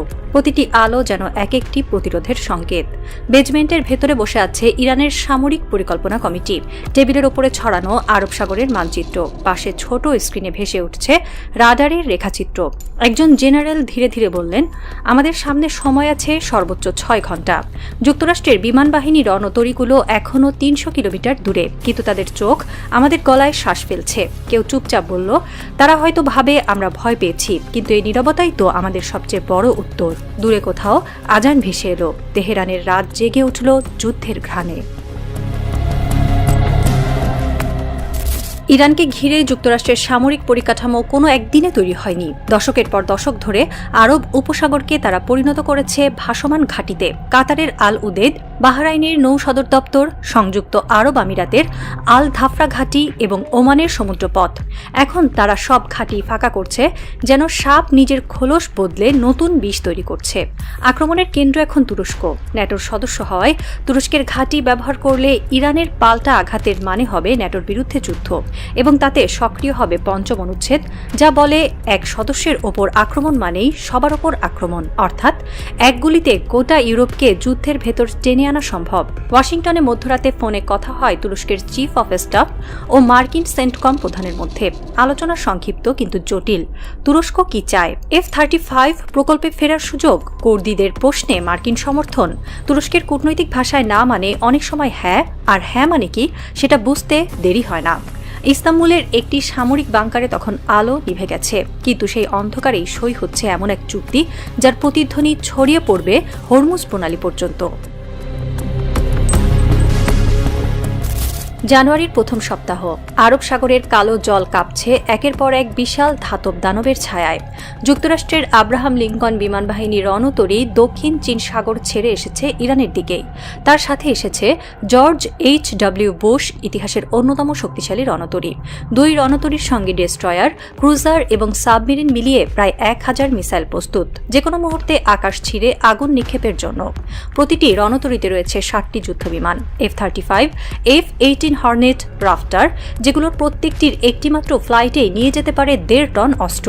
এই রণতরীগুলো ভাসছে 200 থেকে 300 কিলোমিটার দূরে, যেখানে তাদের কাছে নিরাপত্তা মানের সময়, কিন্তু ইরানের ড্রোন প্রযুক্তি সেই সময়টাকেই অচল করে দিয়েছে। সামরিক বিশ্লেষকরা হিসাব কষে বলছেন, একটি বিমান বাহিনী রণতরীর সর্বোচ্চ আত্মরক্ষার ক্ষমতা 200 ড্রোন বা মিসাইল, কিন্তু ইরান এখন একসাথে 1000 ড্রোন পাঠানোর সক্ষমতা অর্জন করেছে। সেই সমীকরণেই ভয় ঢুকে গেছে পেন্টাগনের বুকে। এই ড্রোন ড্রোনগুলো কেবল আকাশে উড়ে বেড়ানোর যন্ত্র নয়, এগুলো হলো কামিকাজি যোদ্ধা, যাদের উদ্দেশ্য একটাই, টার্গেট খুঁজে নিয়ে বিস্ফোরিত হওয়া। একজন মার্কিন কমান্ডার বলেছিলেন, আমরা জানি না কাকে আগে থামাবো আর কাকে পরে। যখন আকাশ জুড়ে 600 ড্রোনের গুঞ্জন ভেসে আসে, তখন কোনো রাডারই শান্ত থাকে না। ইরানের পাহাড়ি প্রদেশ ইস্পাহান, কেরমান ও তাবরিজের মাটির নিচে এমন কিছু জায়গা আছে যেগুলোর মানচিত্র পৃথিবীর কোনো অফিসিয়াল রেকর্ডে নেই। কেউ বলে সেগুলো ড্রোন কারখানা, কেউ বলে প্রতিশোধের কারখানা। ধাতুর গন্ধে ভরা সেই ভূগর্ভস্থ টানেলগুলোয় রাত দিন জ্বলছে মেশিনের শব্দ, যেন কোনো দেশের নয়, কোনো সভ্যতার হৃদস্পন্দন। বাইরে থেকে দেখলে শুধু বালির স্তূপ, কিন্তু ভেতরে রয়েছে হাজার হাজার প্রকৌশলী, সৈনিক ও স্বেচ্ছাসেবক। প্রত্যেকের চোখে একটাই আগুন, অস্তিত্ব রক্ষার আগুন। এক ইরানি কমান্ডার একবার বলেছিলেন, যখন আমাদের উপর নিষেধাজ্ঞা আরোপ করা হলো, আমরা শিখলাম কিভাবে নিজেদের ভাগ্য নিজেরাই তৈরি করতে হয়। এই এক বাক্যই যেন ইরানের সামরিক ইতিহাসের সংক্ষিপ্ত সার। গত এক দশকে ইরান তার ড্রোন যুদ্ধের ধারণাকে এমন পর্যায়ে নিয়ে গেছে যেখানে ড্রোন শুধু অস্ত্র নয়, এক ধরনের মানসিক প্রতিরোধ। তারা বলছে, তোমরা আমাদের বিমান নিষিদ্ধ করেছিলে, আমরা আকাশ দখল করব অন্যভাবে। এখন সেই প্রতিশোধের ফলাফল সামনে। ইরানের প্রতিটি সামরিক ঘাঁটিতে এখন জেগে আছে নতুন প্রজন্মের drone. Shahed 136, Shahed 238, Mohajer 10 Fateh 2, Khorramshahr model. এদের কেউ কেউ মানুষের মতো চিন্তা করতে পারে, কেউ কেউ একসঙ্গে চলন্ত জাহাজের পিছু নেয়, কেউ আবার রাডারের তরঙ্গ শোষণ করে নিজেকে অদৃশ্য করে ফেলে। এই ড্রোনগুলো শুধু আকাশে উড়ে বেড়ায় না, এরা আকাশকে নিজেদের সম্পত্তি বানিয়ে ফেলে। এদের প্রতিটি পাখায় লেখা আছে একটাই বাক্য, আমরা পরাজিত হব না। চীনের সিনথেটিক অ্যাপেচার স্যাটেলাইট সিস্টেমের সাথে যুক্ত হয়ে ইরানের ড্রোনগুলো এখন পৃথিবীর অন্যতম উন্নত গাইডেন্স সিস্টেম ব্যবহার করছে। সাগরে যদি কোনো যুদ্ধজাহাজ 40 কিলোমিটার বেগে চলেও যায়, এই ড্রোনগুলো সেটার তাপমাত্রা, তরঙ্গ এবং গতি পরিমাপ করে 2500 কিলোমিটার দূর থেকেও আঘাত হানতে পারে। সামরিক বিশ্লেষকরা বলছেন, ইরানের বর্তমান সক্ষমতা হলো একসঙ্গে 1000 ড্রোন মোতায়েন করা, এবং প্রতিটি ড্রোনের মধ্যে রয়েছে কৃত্রিম বুদ্ধিমত্তা চালিত যুদ্ধ অ্যালগোরিদম। অর্থাৎ কমান্ড সেন্টার ধ্বংস হলেও ড্রোন নিজেই জানে কোন টার্গেটকে ধ্বংস করতে হবে। এই যুদ্ধকে ইরানিরা বলেন নীরব প্রতিশোধ, যেখানে কোনো ঘোষণা নেই, কোনো গণমাধ্যম নেই, শুধু গুঞ্জন আছে আকাশে। একজন ইরানি প্রকৌশলী বলেছিলেন, আমরা অস্ত্র বানাই না, আমরা আত্মরক্ষা বানাই। এবং সেই আত্মরক্ষার অস্ত্রের মূল্য মাত্র $500। কিন্তু সেই $500 ড্রোনকে প্রতিহত করতে লাগে $25 লাখ মার্কিন মিসাইল। এই অসম সমীকরণই এখন মার্কিন কৌশলবিদদের দুঃস্বপ্ন। কিন্তু বিষয়টা অর্থনৈতিক নয়, মনস্তাত্ত্বিক। কারণ এই ড্রোনগুলো এক ধরনের বার্তা বহন করে। তারা জানায়, তোমরা আমাদের আকাশ বন্ধ করতে পারো না। তারা জানায়, আমরা হয়তো ধ্বংস হব, কিন্তু মাথা নোয়াবো না। 2019 সালে যখন সৌদি আরবের অপকাইক তেল স্থাপনায় ড্রোন হামলা হলো, তখন বিশ্ব প্রথমবার বুঝেছিল যুদ্ধের সংজ্ঞা বদলে গেছে। সেই সময় যুক্তরাষ্ট্রের গোয়েন্দা রিপোর্টে স্বীকার করতে হয়েছিল, ইরানের তৈরি ছোট ড্রোনগুলোই সবচেয়ে বড় কৌশলগত হুমকি। আজ সেই ছোট ড্রোনই 1000-এ দাঁড়িয়েছে। প্রতিটি ড্রোন যেন এক একটি আগুনের সন্তান। তাদের জন্ম মৃত্যু একসাথে। জন্ম হয় বিস্ফোরণে, মৃত্যু হয় বিস্ফোরণে। এখন ইরান শুধু প্রতিরোধ করছে না, প্রস্তুত হচ্ছে পাল্টা আগুনের জন্য। ইস্পাহানের টানেলের ভেতরে তৈরি হচ্ছে নতুন ব্যাচের ড্রোন, যেগুলো একসাথে 30 মিনিটে 500 ইউনিট উৎক্ষেপণ করতে পারবে। চীনের সাহায্যে ইরান উন্নত করেছে তাদের স্যাটেলাইট কানেকশন সিস্টেম, যাতে কোনো বাইরের কমান্ড ছাড়া নিজেদের সেন্সরের ডেটা দিয়েই ড্রোনগুলো সিদ্ধান্ত নিতে পারে কখন আক্রমণ হবে। এই স্বাধীন সিদ্ধান্ত গ্রহণই ইরানের আসল শক্তি। পশ্চিমা বিশ্ব যেভাবে ভাবছে এটা কোনো অনিয়ন্ত্রিত তৃতীয় বিশ্বের উন্মত্ততা নয়, এটা গণিত, পদার্থবিজ্ঞান এবং মনস্তত্ত্বের সমন্বয়ে করা এক প্রতিরোধ। একজন ইরানি জেনারেল হাসতে হাসতে এক সাক্ষাৎকারে বলেছিলেন, আমাদের উপর নিষেধাজ্ঞা যত বাড়বে, আমাদের উদ্ভাবন তত বাড়বে। তোমরা আমাদের পেট্রোল দাওনি, আমরা ড্রোন বানিয়েছি। তোমরা আমাদের সফটওয়্যার বন্ধ করেছ, আমরা নিজের সিস্টেম লিখেছি। তোমরা আমাদের আকাশ বন্ধ করেছ, আমরা মাটিতেই আকাশ বানিয়েছি। এই কথাগুলো এখন আর রূপক নয়, এগুলো রক্তে লেখা ইতিহাস। তেহরানের আকাশে ভোরের আগের সময়, দূরের মরুভূমিতে অনুশীলন চলছে। সৈনিকদের চোখে ঘুম নেই, কিন্তু মুখে ভয়ও নেই। তাদের চোখে এক শান্ত আগুন। যেমন আগুন শুধু ধর্মীয় বিশ্বাসে নয়, আসে অস্তিত্ব রক্ষার বিশ্বাসে। এক তরুণ পাইলট, যিনি শাহেদ ইউনিটে কাজ করেন, সহযোদ্ধাকে বললেন, যদি আমি ফিরতে না পারি, মনে রেখো আমি হারিনি, আমি শুধু অন্য আকাশে গেছি। তার কথায় নীরবতা নেমে এলো ঘাঁটির ভেতর। কেউ কিছু বলল না, কারণ সবাই জানে এই যুদ্ধে যারা অংশ নিচ্ছে তারা কেবল সৈনিক নয়, তারা ইতিহাসের অংশ। ইরানের প্রতিরোধ এখন কোনো রাষ্ট্রীয় প্রতিক্রিয়া নয়, এটা এক জাতির চেতনার প্রতীক। যারা একসময় বলেছিল তোমাদের প্রযুক্তি পুরনো, তাদের সামনে এখন দাঁড়িয়ে আছে এমন এক ইরান যে জানে প্রযুক্তি নয়, ইচ্ছা শক্তি হলো আসল অস্ত্র। এখন প্রতিটি ড্রোন উড়ছে একটাই বার্তা নিয়ে, তোমরা ভেবেছিলে আমাদের দমিয়ে রাখবে, কিন্তু আমরা শিখে ফেলেছি কিভাবে বেঁচে থাকতে হয়, এমনকি আগুনের ভেতরেও। এবং এই ড্রোন, এই আগুন, এই প্রতিশোধ, এগুলো শুধু ইরানের নয়, পুরো প্রতিরোধী পৃথিবীর প্রতীক। আঙ্কারা, একটি শীতল সকাল। তুরস্কের সামরিক সদর দপ্তরের 4 তলায় কনফারেন্স রুমে আলো নিভে গেছে। দুই দেশের পতাকা পাশাপাশি, একপাশে যুক্তরাষ্ট্রের প্রতিনিধি দল, অন্য পাশে তুর্কি জেনারেলরা। তাদের কথোপকথন যেন দাবার বোর্ডে রাজা আর রানীর হিসাব। যুক্তরাষ্ট্র বলছে, আমরা তোমাদের F-35 ডিল ফিরিয়ে দেব। তুরস্ক জবাব দেয়, আমরা ঘাঁটি দেব, কিন্তু তুমি কুর্দিদের প্রশ্নে নীরব থাকবে। এই ঘুঁটি বদলের খেলায় যে আসল ক্ষতি হবে তা বুঝতে পারছে ইরান, কারণ তুরস্কের ঘাঁটি থেকে যদি আক্রমণ শুরু হয়, তাহলে ইরানের পাল্টা জবাব মানে হবে ন্যাটোর সঙ্গে সরাসরি যুদ্ধ। আর ন্যাটোর চুক্তি বলছে, একজন আক্রান্ত মানে সবাই আক্রান্ত। ইরান তাই ঘোষণা দিয়েছে, যে দেশ আমাদের উপর আক্রমণের ঘাঁটি দেবে, আমরা সেটাকেই যুদ্ধক্ষেত্র বানিয়ে দেব। তুরস্ক দ্বিধায় আছে, কিন্তু ইতিহাস বলে, যখন পশ্চিমা শক্তি দর কষাকষি করে, তখন তাদের নাও হয়ে যায় হ্যাঁ। এই দোদুল্যমান অবস্থার মধ্যেই ইরানের উত্তর সীমান্তে রুশ স্যাটেলাইট নজরদারি শুরু করেছে। যুদ্ধের মানচিত্র এখন আর কাগজে নয়, এটা মহাকাশে আঁকা হচ্ছে। বিশ্বের রাজনৈতিক ইতিহাসে এক অদ্ভুত পুনরাবৃত্তি আছে। 1980-র দশকে তারা বলেছিল, লিবিয়াকে ধ্বংস করতে হবে, গণতন্ত্র আনতে হবে। ফল কি হলো? লিবিয়া আজ এক অন্তহীন গৃহযুদ্ধের মরুভূমি। তারপর বলল, ইরাকের কাছে গণবিধ্বংসী অস্ত্র আছে। সেই মিথ্যার উপর দাঁড়িয়ে ধ্বংস হলো বাগদাদ। কিন্তু কোথায় সেই অস্ত্র? কেউ দেখেনি। আজ তারা বলছে, ইরান হুমকি। একই স্ক্রিপ্ট, নতুন অভিনেতা, নতুন মঞ্চ। পশ্চিমা মিডিয়া রাত দিন বলে, ইরান সামরিক দানব, কিন্তু তারা বলে না যে এই দানব গত 40 বছর ধরে শত নিষেধাজ্ঞা, অর্থনৈতিক অবরোধ এবং প্রযুক্তি অবরোধের মাঝেও টিকে আছে নিজের পায়ে। তারা বলে না যে ইরানের বিজ্ঞানীরা নিজেরাই বানিয়েছে স্যাটেলাইট, ড্রোন, মিসাইল, যেখানে অনেক ধনী দেশ এখনও আমদানি নির্ভর। তারা বলে না যে জাতি যুদ্ধের মধ্যেও কবিতা লেখে, তাদের হারানো সহজ নয়। চীনের প্রেসিডেন্টের মুখে যখন বাক্যটা বের হলো, বিশ্ব যেন থমকে গেল। যদি ইরানের ওপর হামলা হয়, তা শুধু মধ্যপ্রাচ্যের নয়, পুরো বিশ্বের নিরাপত্তা বলয় ভেঙে দেবে। চীনের জন্য এটা শুধু প্রতিশ্রুতি রক্ষা নয়, এটা নিজের ভবিষ্যৎ রক্ষা করা। কারণ যুক্তরাষ্ট্র জানে, ইরানের পর টার্গেট হবে চীন। তাই এখন চীন, রাশিয়া, ইরান এক অঘোষিত ঐক্য তৈরি করেছে। রুশ উপগ্রহ এখন ইরানের সীমান্তে নজর রাখছে। চীনের ড্রোন নেটওয়ার্ক সংযুক্ত হচ্ছে ইরানের সেন্সর সিস্টেমে, এবং উত্তর কোরিয়া সরবরাহ দিচ্ছে নতুন প্রজন্মের অ্যান্টি রাডার মাইক্রোমিসাইল। এ যেন আর এক দেশের যুদ্ধ নয়, এটা প্রতিরোধের জোট বনাম সাম্রাজ্যের জোট। এক পাশে ডলার, অন্য পাশে মর্যাদা। এক পাশে হুমকি, অন্য পাশে প্রতিশোধ। ইরানের পররাষ্ট্রমন্ত্রী বলেছিলেন, আমরা যুদ্ধ চাই না, কিন্তু আমাদের মাথা নোয়ানো মানে পুরো এশিয়ার নতজানু হওয়া।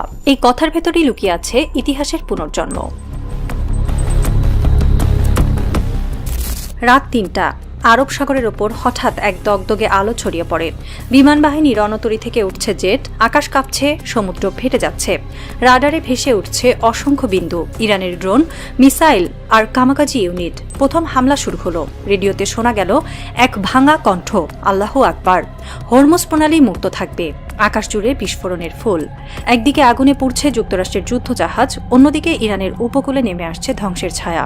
তবু এই আগুনের মধ্যেও টিকে আছে এক দৃঢ় প্রতিজ্ঞা, আমরা মাটিতে হারতে পারি, কিন্তু আত্মায় নয়। বিশ্ব তখন নিঃশ্বাস বন্ধ করে দেখছে ডলার সাম্রাজ্য বনাম মর্যাদার যুদ্ধ। কোথাও কেউ জয়ী নয়, কেবল ইতিহাস নতুন করে রক্তে লেখা হচ্ছে। যখন সাম্রাজ্যবাদ নিরাপত্তার কথা বলে, তখন বুঝতে হবে যুদ্ধ শুরু হয়ে গেছে, শুধু বুলেট ছাড়া। ইরানের আকাশ হয়তো আগুনে ভরা, কিন্তু ইতিহাস প্রমাণ করে যে জাতি আত্মসমর্পণ শেখেনি, তাকে দখল করা যায় না। আর হরমুজ প্রণালীতে যা জ্বলছে তা কেবল তেল নয়, তা হলো মানব সভ্যতার আত্মসম্মান। যদি পৃথিবী এবারও নীরব থাকে, তাহলে একদিন প্রতিটি আকাশেই দেখা যাবে একই আগুনের প্রতিচ্ছবি। শেষে শুধু একটাই প্রশ্ন রয়ে যায়, এই আগুন নেভাবে কে? আর যদি কেউ না পারে, তবে পূর্বে কাদের ইতিহাস?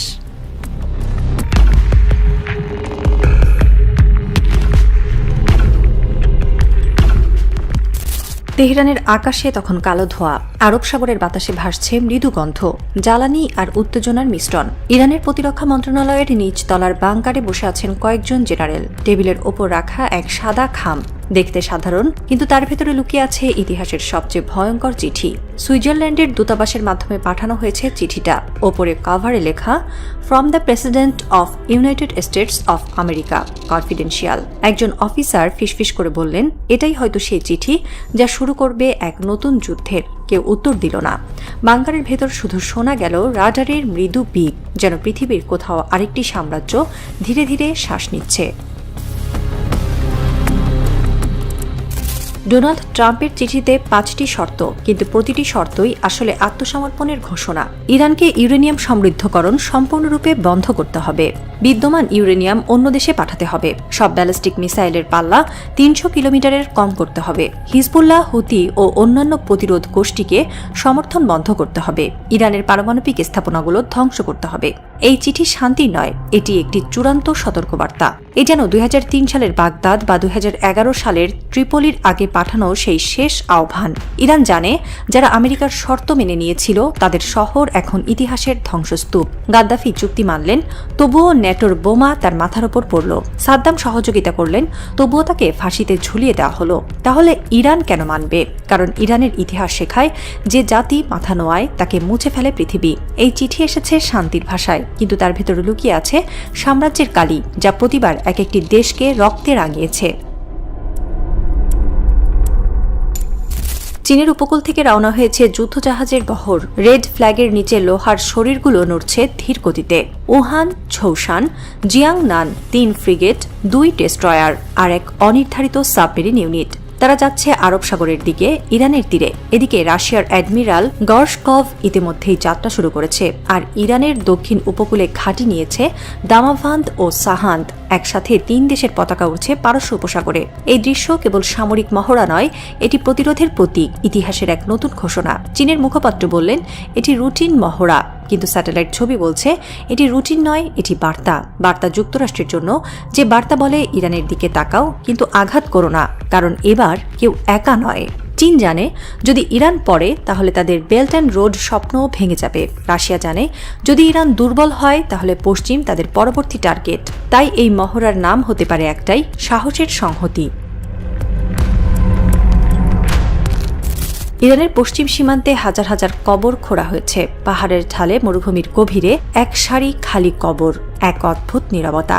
এক বিদেশি সাংবাদিক সাহস করে প্রশ্ন করেছিল, এই কবর কার জন্য? এক জেনারেল উত্তর দিয়েছিলেন, যারা আমাদের মাটিতে পা দেবে তাদের জন্য। এই একটি বাক্য যেন পুরো আমেরিকান গোয়েন্দা দপ্তরে কাঁপন ধরিয়েছে, কারণ এটি শুধুই প্রতিরোধ নয়, এটি আত্মত্যাগের ঘোষণা। ইরানের প্রতিরক্ষা দপ্তর জানে, যুদ্ধ এবার শুধু আকাশে হবে না, আমেরিকা এবার স্থল অভিযানেও নামতে চায়। তারা কুর্দিস্তান সীমান্ত দিয়ে কুর্দি যোদ্ধাদের প্রশিক্ষণ দিচ্ছে। ইরাকের উত্তর দিক থেকে এক বিশেষ রুট তৈরি করেছে। ইরানও তৈরি। তাদের ইমাম আলী বেস এখন পৃথিবীর অন্যতম রহস্যময় ঘাঁটি। শত শত কিলোমিটার টানেল, যেখানে মোবাইল লঞ্চার লুকানো, যেখান থেকে মিনিটে 100টিরও বেশি মিসাইল ছোড়া সম্ভব। ইরানের প্রেসিডেন্ট বলছেন, আমরা যুদ্ধ চাই না, কিন্তু ভয়কেও দেব না শান্তি। এই মনোভাবই আজ ইরানকে টিকিয়ে রেখেছে। ওয়াশিংটনের প্রেস ব্রিফিং রুমে আলো জ্বলছে। ডোনাল্ড ট্রাম্প মাইক্রোফোনের সামনে দাঁড়িয়ে বললেন, আমরা শান্তি চাই, ইরানকে বেছে নিতে হবে। এই শান্তি শব্দটা যেন পশ্চিমা অভিধানে সবচেয়ে ভয়ঙ্কর শব্দ, কারণ যেখানে তারা শান্তি চায় সেখানে পড়ে আগুন। লিবিয়া, ইরাক, সিরিয়া, প্রতিটি দেশেই তারা প্রথমে বলেছিল আমরা গণতন্ত্র চাই, তারপর পাঠিয়েছিল ট্যাঙ্ক, ড্রোন এবং স্বাধীনতা নামের মৃত্যু। তাদের বোমা পড়ে শিশুদের শরীরে, তাদের মিসাইল ফাটে হাসপাতালের ছাদে, আর তারা বলে ভুলবশত। এই ভণ্ডামি এখন ইতিহাস নিয়ম, কিন্তু ইরান সেই নিয়ম মানবে না, কারণ পারস্যের বালু জানে, যে দেশ নিজস্ব গর্বে টিকে থাকে তার পতাকা কখনো আগুনে পড়ে না। গ্রিস এখন আমেরিকার নতুন ঘুঁটি। সাইপ্রাস, ক্রিট আর এজিয়ান উপকূলে নতুন ন্যাটো ঘাঁটি তৈরি হচ্ছে ইরানের বিরুদ্ধে। তুরস্ক বিরক্ত কিন্তু নীরব। তারা জানে, কথা বললে পরবর্তী টার্গেট তারাই। এই ঘাঁটিগুলোর কৌশল খুব স্পষ্ট। ইরানের ওপর হামলা চালানো হলেও যেহেতু এটি ন্যাটোর সদস্য রাষ্ট্র থেকে হবে, ইরানের পাল্টা প্রতিক্রিয়া মানে ন্যাটো আমেরিকা সংঘাত। এই ভয়েই তারা ইরানকে কোণঠাসা করতে চায়। এ যেন আগুনের চারপাশে বরফের বৃত্ত, যেখানে ইরানকে আটকে রেখে তারা ধীরে ধীরে অক্সিজেন কেটে দেবে। কিন্তু ইতিহাস জানে, ইরান সেই জাতি যারা শ্বাসরুদ্ধ অবস্থাতেও আগুন জ্বালাতে পারে। ইরানের প্রতিরক্ষা প্রধান আলী রাজানি এক সাক্ষাৎকারে বলেছিলেন, আমরা যুদ্ধ চাই না, কিন্তু আলোচনায় গেলে চীন থাকবে গ্যারান্টার হিসেবে, কারণ ইরান জানে আমেরিকার সঙ্গে আলোচনা মানে মৃত্যুর তারিখ পিছিয়ে দেওয়া। তারা চায় চীন থাকুক মাঝখানে, যাতে আমেরিকা হামলা করতে সাহস না পায়। ওয়াশিংটন বলছে চীনকে আমরা বিশ্বাস করি না, ইরান বলছে আমরা আমেরিকাকে বিশ্বাস করতে পারি না। এই দুই বাক্যের ফাঁকে আটকে আছে মধ্যপ্রাচ্যের ভবিষ্যৎ। ইউরোপও ভীত, তাদের গ্যাসের সাপ্লাই ইরানের উপর নির্ভরশীল, আর যুদ্ধ মানে নতুন জ্বালানি সংকট। তারা নীরবে তাকিয়ে আছে। যুদ্ধ হলে একদিকে তেল, অন্যদিকে রক্ত। এই মুহূর্তে পৃথিবী এক নতুন কিউবান মিসাইল ক্রাইসিসের দ্বার প্রান্তে। শুধু পার্থক্য হলো এইবার মঞ্চ মধ্যপ্রাচ্য, আর রাশিয়ার জায়গায় দাঁড়িয়ে আছে ইরান। রাত, ইরানের দক্ষিণ উপকূল। আকাশে আগুনের রেখা উঠছে, রাডারে ধরা পড়ছে অচেনা বিন্দু। সেনারা প্রস্তুত, কমান্ডার ফিসফিস করছেন। এটাই সেই রাত। হঠাৎ বিস্ফোরণ, দূরে কোথাও আলো ফেটে উঠল, তারপর নিস্তব্ধতা। চীনের যুদ্ধজাহাজ থেকে সংকেত পাঠানো হলো, আমরা প্রস্তুত। রাশিয়ার রাডারে ভেসে উঠল সতর্কতা। ওয়াশিংটনে প্রেস রুমে ট্রাম্প দাঁড়িয়ে বললেন, ডেডলাইন শেষ, সিদ্ধান্ত আমাদের হাতে। কিন্তু ইতিহাসের ঘড়ি তখন অন্যদিকে ঘুরছে, কারণ প্রতিটি সাম্রাজ্যের পতন শুরু হয় যখন তারা ভাবে আমরা অপরাজেয়। যে জাতি নিজের মাটিকে ভালোবাসে তাকে কোনো সাম্রাজ্য পরাজিত করতে পারে না। ইরান হয়তো দুর্বল, হয়তো অবরুদ্ধ, কিন্তু তার বুকের ভেতরে যে আগুন জ্বলে তা কোনো মিসাইল নেভাতে পারে না। লিবিয়া, ইরাক, আফগানিস্তান, এই নামগুলো আজ ইতিহাসের মলিন পাতা, কিন্তু ইরান এখনও দাঁড়িয়ে। কারণ তারা জানে মৃত্যু ভয়ঙ্কর নয়, আত্মসমর্পণ তার চেয়ে ভয়াবহ। এই যুগের ইতিহাস আবার নতুন করে লিখবে ইরান। আর যদি পৃথিবী আরেকবার আগুনে জ্বলে ওঠে, তবে সেটি হবে না কোনো এক দেশের বিরুদ্ধে, বরং সেই শক্তির বিরুদ্ধে যারা চিরকাল পৃথিবীর স্বাধীন জাতিগুলোকে শান্তির নামে দাসত্ব শিখিয়েছে। পারস্যের মরুভূমি এখনও নীরব নয়। প্রতিটি বালুকণাই যেন বলছে, আমরা হার মানব না, আমরা মরব, কিন্তু মাথা নত করব না।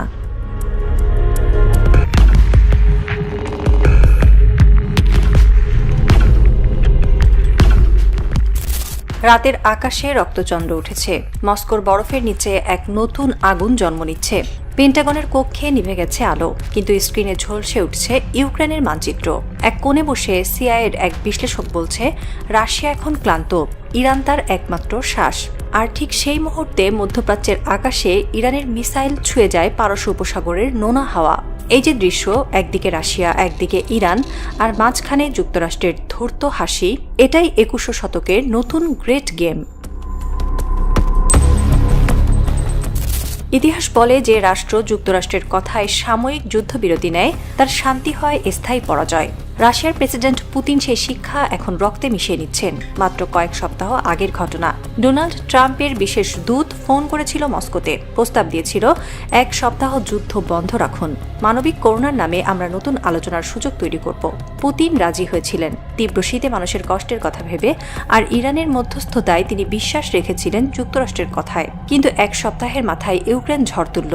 রাশিয়ার বিমান ঘাঁটি, জ্বালানি ডিপো, এমনকি কৌশলগত বোমারু বিমানের সারি একটার পর একটা বিস্ফোরণে ভস্মীভূত। দূরপাল্লার FPV ড্রোনে ভর করে ইউক্রেন ঢুকে পড়েছিল রাশিয়ার নিরাপত্তা বলয়ের গভীরে। ফলাফল, রাশিয়ার অন্তত 15 যুদ্ধবিমান, 3টি হেলিকপ্টার এবং একাধিক গোলাবারুদ কেন্দ্র ধ্বংস। রাশিয়া হতভম্ব হয়ে গেল। তারা ভাবেনি যে যুদ্ধবিরতি আসলে ছিল এক নিখুঁত আমেরিকান ফাঁদ। এই হামলার ক্ষয়ক্ষতি $1 বিলিয়ন বেশি। আর সবচেয়ে বড় ক্ষতি রাশিয়ার মানসিক অবস্থা। একটি সুপার পাওয়ার বুঝল আমেরিকার দেওয়া আশ্বাসই আসলে নতুন ধরনের অস্ত্র। রাশিয়া জানে এখন একা টিকে থাকা অসম্ভব, তাই হঠাৎ করেই তারা হাত বাড়ালো ইরানের দিকে। ইরানও বুঝল সময় এসেছে অভিযুক্ত নয়, অভিযাত্রী হওয়ার। আজ সকালে পারস্য উপসাগরের নীল জলে একটি ঘোষণা ধ্বনিত হল, ইরান, চীন ও রাশিয়া যৌথ সামরিক মহড়া শুরু করছে। চোখে পড়ল 3 দেশের পতাকা একসাথে ওড়াতে থাকা যুদ্ধজাহাজ। আর তাতে ভয়ের ছায়া নেমে এলো ওয়াশিংটনে, কারণ ইতিহাসে প্রথমবার এই 3 শক্তি একসাথে সামরিক মহড়া করছে মধ্যপ্রাচ্যের জলসীমায়। এটা শুধুই অনুশীলন নয়, এটা এক ঘোষণাপত্র, আমরা আর পুতুল নই। আমেরিকা জানে গোলাগুলি নয়, বিশ্বাস দিয়েই সবচেয়ে বড় ধ্বংস ঘটানো যায়। লিবিয়ায় গাদ্দাফি বিশ্বাস করেছিলেন আন্তর্জাতিক সম্প্রদায় তার সঙ্গে আছে, আর ঠিক সেই বিশ্বাসেই তিনি নিহত হন নিজের শহরে। ইরাকের সাদ্দাম হোসেনও ভেবেছিলেন ওয়াশিংটনের আলোচনাই তার শেষ আশ্রয়, কিন্তু সেই আলোচনার আগুনে জ্বলেছিল বাগদাদের আকাশ। এখন পুতিনও সেই ধারাবাহিকতার নতুন অধ্যায়। 1 সপ্তাহের মানবিক বিরতি তাকে শিখিয়েছে সাম্রাজ্যবাদের কাছে করুণা বলে কিছুই নেই। এই সময়ে ইরান ঘোষণা করল বিশাল সামরিক মহড়া। আরব সাগরের বুকে যুদ্ধজাহাজ সারি বেঁধে দাঁড়ালো। ইরানের রেভলিউশনারি গার্ডদের জেনারেলরা বললেন, আমরা যুদ্ধ চাই না, কিন্তু আত্মসমর্পণও নয়। ইরানের সঙ্গে এবার রয়েছে চীন ও রাশিয়া। চীনের ফ্রিগেট উহান ও ঝৌসান, রাশিয়ার অ্যাডমিরাল গর্শকভ এবং ইরানের নিজস্ব সাহান্ত ও দামাভানদের সমন্বয়। এ যেন এক প্রতিরোধের সিম্ফনি, যেখানে গান নয়, শোনা যায় কামানের গর্জন। এই মহড়া শুধু সামরিক শক্তির প্রদর্শন নয়, এটি ভূরাজনীতির এক স্পষ্ট বার্তা, ইরান এখন আর একা নয়। ওয়াশিংটন এখন ভূমধ্যসাগরে নতুন জোট গড়ছে। গ্রিস হয়ে উঠছে মার্কিন ন্যাটো ঘাঁটির নতুন মুখ। তুরস্ককে সন্দেহ করছে আমেরিকা, কারণ আঙ্কারা জানে ইরানের পতন মানে তাদের পরবর্তী টার্গেট। তাই যুক্তরাষ্ট্র এখন গ্রিস, সাইপ্রাস ও ক্রিট দ্বীপে একাধিক ঘাঁটি সম্প্রসারণ করছে।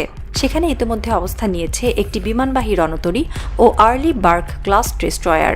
যুক্তরাষ্ট্র এটাকে বলছে প্রতিরক্ষামূলক প্রস্তুতি, কিন্তু বাস্তবে এটি অভিযানের ছায়া।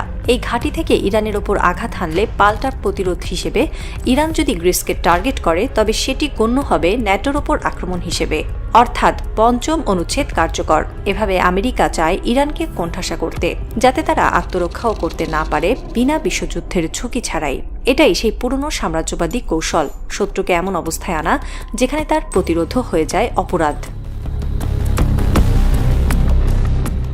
তেহরান বলছে, আমরা যুদ্ধ চাই না, আমরা মর্যাদা চাই। ওয়াশিংটনও বলছে, আমরা সমাধান চাই, আধিপত্য না। কিন্তু উভয়ের ভাষা আলাদা, তাদের অভিধান ভিন্ন। যুক্তরাষ্ট্রের জন্য সমাধান মানে ইরানের আত্মসমর্পণ, আর ইরানের কাছে শান্তি মানে স্বাধীনতা। ইরানের প্রতিরক্ষা প্রধান আলী রাজানি ঘোষণা দিয়েছেন, আমরা আলোচনায় যাব, কিন্তু তৃতীয় পক্ষের নিশ্চয়তা ছাড়া নয়। চীনকে থাকতে হবে গ্যারেন্টার হিসেবে, যাতে আলোচনা মানে হামলা না হয়। এই প্রস্তাবে ওয়াশিংটন ক্ষুব্ধ। তারা জানে, যদি চীন আলোচনার টেবিলে থাকে তাহলে আমেরিকার হাত বাঁধা থাকবে। কিন্তু ইরানও জানে, চীন ছাড়া বিশ্বাসের কোনো গ্যারেন্টি নেই। এটাই এখন নতুন বিশ্বযুদ্ধের সূক্ষ্ম ভারসাম্য, আলোচনার নামে চলা গোপন যুদ্ধ। এই সংঘর্ষ শুধু গোলাবারুদে সীমাবদ্ধ নয়। রাশিয়ার মতো ইরানকেও এখন নিষেধাজ্ঞার নীল আগুনে পোড়ানো হচ্ছে। ডলারের বিরুদ্ধে ইউয়ান, সুইফটের বিরুদ্ধে মির ও সিপিএস লেনদেন, তেলের বিপরীতে স্বর্ণের লেনদেন, এসবই এখন নীরব প্রতিরোধের অস্ত্র। ইরান বুঝেছে আধুনিক যুদ্ধের প্রথম ফ্রন্ট হল অর্থনীতি। তাদের বিজ্ঞানীরা বলছেন, যতদিন ডলার থাকবে ততদিন যুদ্ধও থাকবে। তাই ইরান, রাশিয়া, চীন এখন মিলে নতুন লেনদেন কাঠামো গড়ে তুলছে। এই যুদ্ধের রণক্ষেত্র ব্যাংক, এই যুদ্ধের গোলাবারুদ তথ্য। আমেরিকা এখন বলে, আমরা গণতন্ত্র ছড়াই, কিন্তু তার প্রতিটি বোমা ফেলে যায় স্বৈরশাসন। তারা বলে, আমরা মানবাধিকার রক্ষা করি, কিন্তু তাদের প্রতিটি নিষেধাজ্ঞা ক্ষুধায় মারে শিশুদের। আজকের বিশ্বে আমেরিকা যেন সেই পুরনো ধর্মগুরু, যে নিজের পাপে প্রার্থনা শেখায় অন্যকে। তাদের চোখে ইরান শুধু শত্রু নয়, একটি আদর্শ যা পশ্চিমের কাছে অগ্রহণযোগ্য। রাশিয়া এখন জানে, যুক্তরাষ্ট্রের দেওয়া প্রতিশ্রুতি মানে বালুর ওপর লেখা ইতিহাস।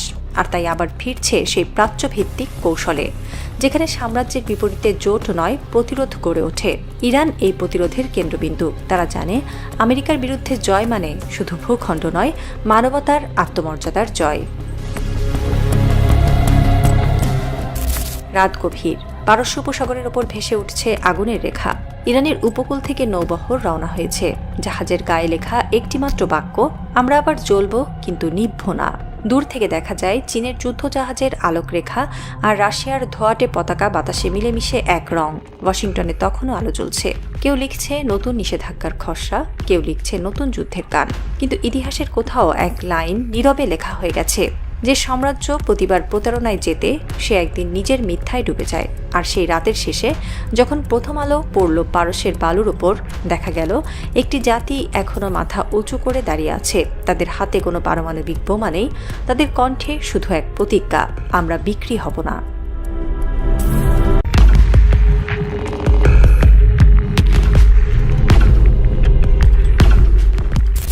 রাতের আকাশের নিচে এক অচেনা শব্দ। মরুভূমির বাতাসে কাঁপছে ধুলো। বালুর উপর ছড়িয়ে পড়ছে অদ্ভুত এক কম্পন, যেন আকাশের বুকের মধ্যে কিছু বিশাল চলছে, কিন্তু দেখা যাচ্ছে না কিছুই। একজন বৃদ্ধ রাখাল মাটিতে হাত রেখে বলল, এটা বজ্র না, আল্লাহর গর্জনও না, এটা মানুষের তৈরি। তার চোখে ধরা পড়ল এক ক্ষীণ আলোর রেখা, যা দ্রুত মিলিয়ে গেল দিগন্তের দিকে। সেই আলো ছিল MC-130 কমান্ডো 2, যুক্তরাষ্ট্রের গোপন অভিযানের সবচেয়ে বিপজ্জনক যন্ত্র। এই বিমান কোনো সাধারণ যুদ্ধ বিমান নয়, এটি এক চলমান ছায়া যার উদ্দেশ্য মৃত্যু নয়, নিয়ন্ত্রণ।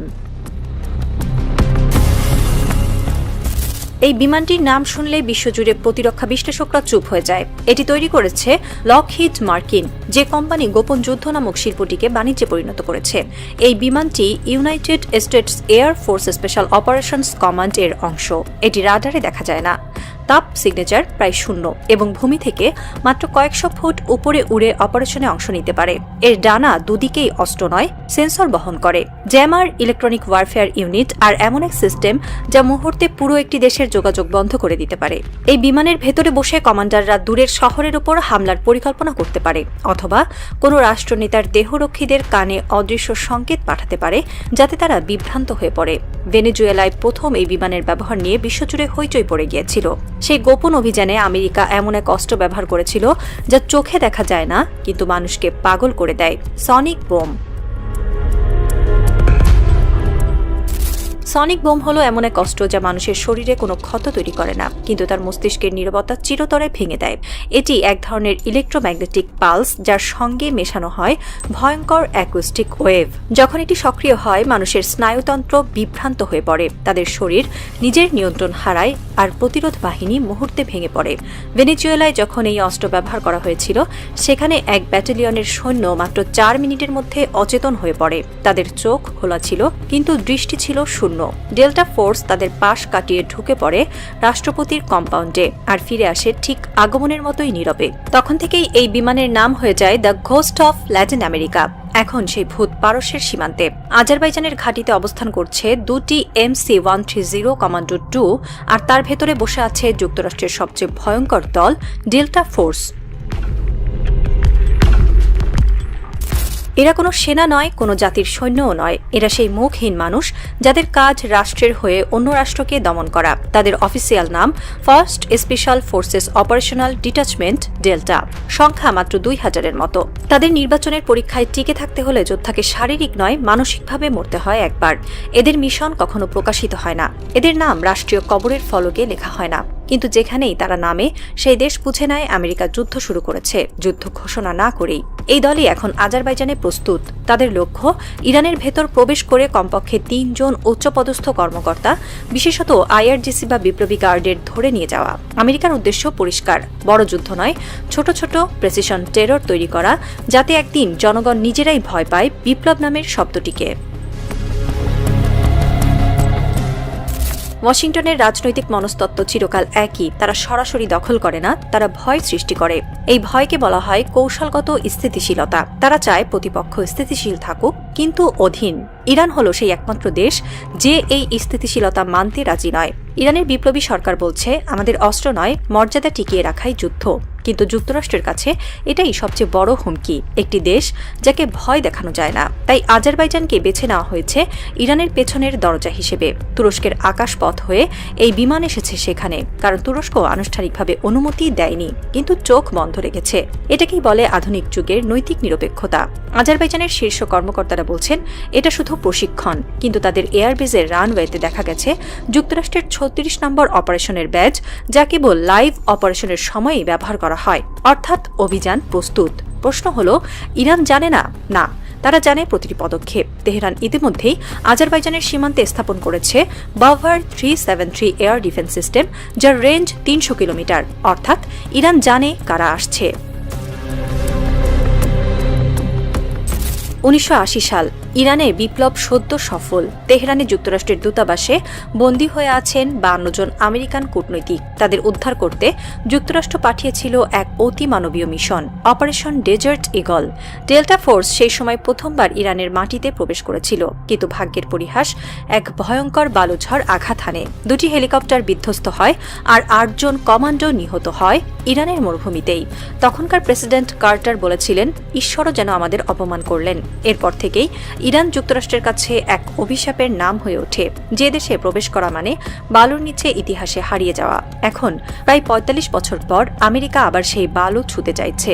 তবে এবার তাদের হাতে আছে প্রযুক্তি, কিন্তু প্রতিপক্ষের হাতে আছে অভিজ্ঞতা।